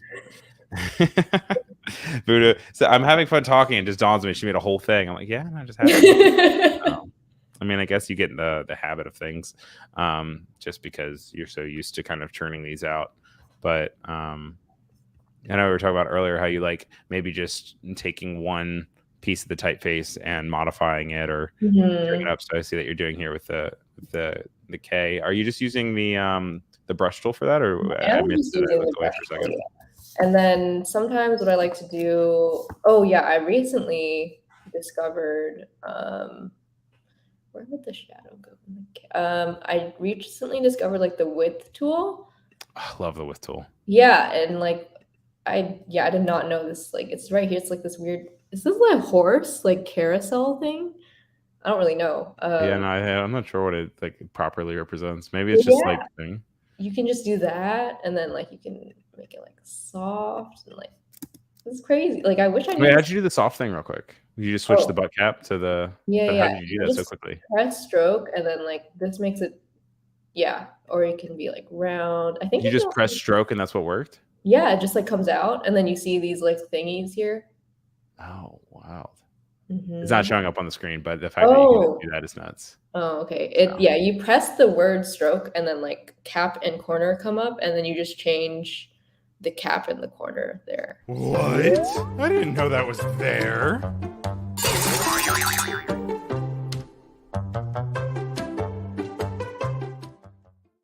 So one of the only animations that I didn't get to play today, and I got to play it. So thank you for that. And also, you just rocked my workflow. So now I'm excited. Yeah. Because before I had to like open up the stroke window and then go and kind of like have that off to the side. No, you can just press stroke. So yeah. But yeah, no, the width tool I learned that within the last year, and that has radically changed how I kind of approach design stuff. Because before I'd like go and make a stroke and then outline the stroke and then go and then change it, and obviously then you lose its flexibility and what have you. But now that's not the case, which is cool. Yeah, so definitely a very handy little tool. I feel like there's so much I don't know, to be honest, just because I kind of learned everything I know in like that one semester class I told you about, and then from there on it was just like a lot of self-teaching. Yeah, I can't believe you didn't go to design school fully for graphic design. That this is like a lot of quick learning, and then you have your environmental design. Yeah, I think honestly I'm kind of glad it turned out that way. I feel like if I were to be a design student, I feel like it would just kind of turn into homework for me. But because it was like, this is just all stuff I learned on my free time, it just kind of taught me to really like appreciate it and like really enjoy it, versus like if it were given to me in some sort of assignment, then I would feel kind of forced to do it. I don't know, that's just me though. Obviously I think if I went to design school I would probably know like a lot more, but it's kind of taught me to be scrappy, which I was gonna say, it seems like you're doing just fine. Which is nice to say. I mean, I don't know if I've ever had a type foundry send me anything and say, hey, you use typeface, so get me there, right? Yeah, I think I kind of just wish like when I was like in college, someone had told me like there's really no pressure for you to go to design school, because I was really freaking out about that. I think that makes sense. Yeah, I was like, oh, what am I doing? So did you just use the direct selection tool to modify that change to that brush stroke that you made? I'm using the smooth tool, which is like an option under the shaper and pencil tool, and then you just yeah, I really put this tool to work like all the time in terms of like hand lettering, because you can just see how it, like, for me. yeah, you can see how it smooths it out that way. I need to get in a better habit of relying on the shape builder tool rather than leaning so heavily on Pathfinder. Yeah, the shape builder Pathfinder tool a lot, which is good. It's just there's some stuff is like, you can work faster with the shape builder sometimes. Yeah, I think one shortcut I like is Shift plus M, and I think like that lets you merge things really quickly, like the way I just did this. Yeah. So definitely use that one a lot. It's kind of feeling similar to the way that you approached the O for the locale. Oh yeah, you're right. I guess I do kind of. Yeah, I guess I do have a style. I mean, hey, if it works, it works. And also being able to flex that and have it work with other different designs is really important. Paloma Dora is saying to make a post this quickly is really goal-like. Thank you. Okay, honestly, to be honest, I did have like a slight idea of what I wanted it to look like. I didn't just like pull this out of my ass like immediately, but I mean, you still made it happen in like less than 20 minutes, which is really remarkable. That said, unfortunately and very sadly, I think we are at time, so I think we have to wrap things up. But I do want to thank you so much for coming on the show. I had a really good time talking with you. I'm really excited to see wherever this post goes. I'm excited to see the new makeup that's coming out on the July 6th or whatever after. I know it's not necessarily a set date, but and then anything else that you're working on, it will be really fun to see. I also really hope that we can check out those beer photos in due time. And yeah, I hope you have a great move. I hope that you continue to grow, and I'd love to see some more typeface stuff coming out in the future. Was there anything else you wanted to promote or talk about before we say goodbye? Yeah, not really anything to promote. Yeah, I guess just follow me on Edgy Katrina if you want to see more. I had a lot of fun. This kind of flew by really fast. So no, I love to hear that. It makes me happy rather than feeling like it's drawn out or anything. So yeah, I had a great time. It was awesome. Yeah, thank you so much for reaching out to me about this. Oh, and Victoria said, "You're amazing," with 1,000 exclamation points. So if anything, I hope this was great for your confidence, because you have a lot of people that love you in your chat, both regulars that I see all the time here, and then also new faces, which is really fun to see. But yeah, thank you so much. Looking forward to see what comes next for you. I'm sure you're just the beginning. Like you said, you just got out of school, which is very inspiring. Yeah, good luck with everything. And I hope to talk to you real soon. Thank you. All right. Have a great day. You too. Bye. All right, guys. Sadly, that's it for me for season 2 of Offset. Thank you guys so much for being so supportive and awesome through this whole thing. We had 8 really great episodes. Make sure you check the replays if you missed any of them. They're here on Behance and on YouTube. Thank you to everyone that came in and said hello. We had so many great questions and comments today. Like I said, it was really nice to be able to have some really nice affirmations and positive vibes for Kat, because obviously I'm a big fan of her work, and it's really great to just be able to send that positive energy as we learn things and go over process and review. And yeah, I just had a really good time. Yeah, like she said, 2 hours really flew by. I'm just going to go real quick and fly through as many names as I can on Behance. Also, thanks to everyone on YouTube who said hello as well. But thank you to Anna, Asherful, Bianca, Clover, Deb Deep, Desiree, Gareth, Jennifer, Kennedy, Laura, Lori, Mwenda, Nana, Nushin, Oliver, Paloma, Rob, Rose, Sean, Steve, Victoria, our wonderful moderator, Voodoo Val, Rick, and then we have a friend that I don't know how to pronounce because it is what looks like it's like a Mandarin or something. But thank you for being here, and I appreciate you. Make sure you guys stay tuned. There is a DCC coming up right after this for XD, and you guys are really going to love it.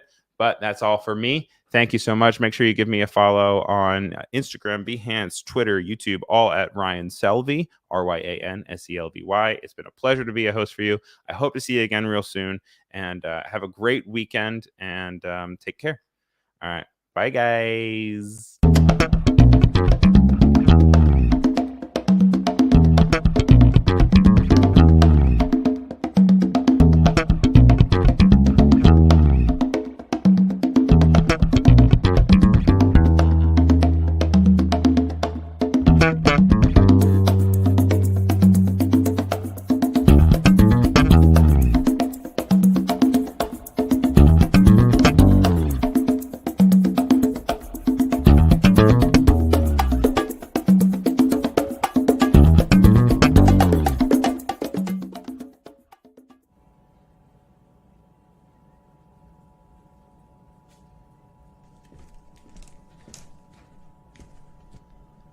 You're still here? It's over. Go home. Go.